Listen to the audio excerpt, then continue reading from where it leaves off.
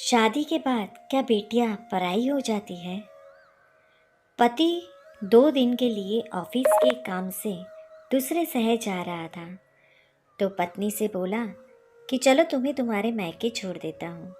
अकेली यहाँ घर में रहकर क्या करोगी, और तुम बहुत डरपोक भी हो। वह खुशी खुशी तैयार हो गई।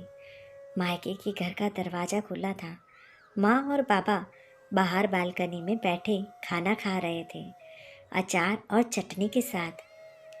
हालचाल पूछने के बाद उसने अपने बाबा से कहा, आप तो कभी अचार और चटनी के साथ रोटी नहीं खाते थे, तो आज क्यों?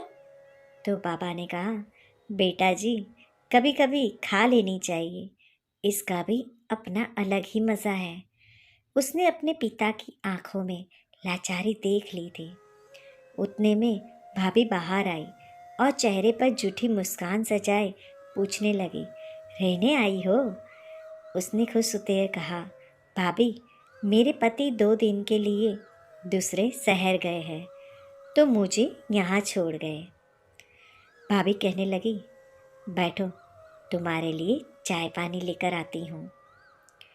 वह भी अपने माता पिता के खाए हुए बर्तन समेटने लगी और कहने लगी कि मैं भी भाभी की मदद कर देती हूँ और साथ ही भैया से भी मिल लोगी। यह कहते हुए वह अंदर चली गई। बर्तन किचन में रखकर वह भाई की कमरे की ओर चल पड़ी तो उसे भाई और भाभी की बातों की आवाज़ सुनाई दी। भाभी भैया से कह रही थी, तुम्हारी बहनें ब्याह कर तो गई है, लेकिन अम्मा पापा की चौखट ना छोड़ी अभी तक। जिसका भी दिल करता है मुंह उठाकर बच्चों समेत चले आती है। तो भैया गुस्से से कहने लगे, तेरा क्या खाती है, यहाँ नहीं आएगी तो और कहाँ जाएगी? तो भाभी ने भी दनदनाते हुए कहा, बस अब मुझसे नहीं होती तुम्हारे खानदान वालों की सेवा।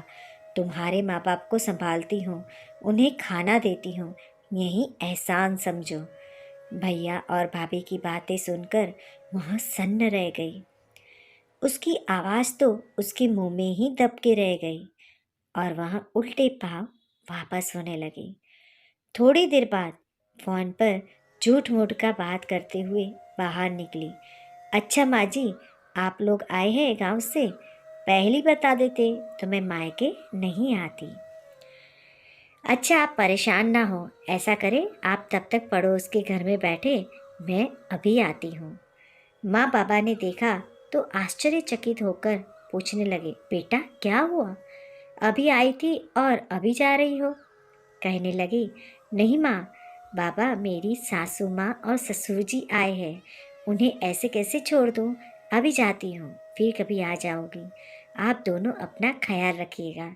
अपने आंसुओं को दबाते हुए वह अपने माता पिता से मिली और बोझल कदमों के साथ खुद को हौसला देते हुए अपने घर को वापस चली गई।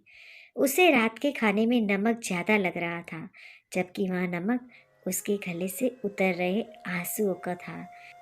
यह सच है कि मायका माँ बाप से होता है, लेकिन कभी कभी उनके होते हुए भी वह बेबस होते हैं।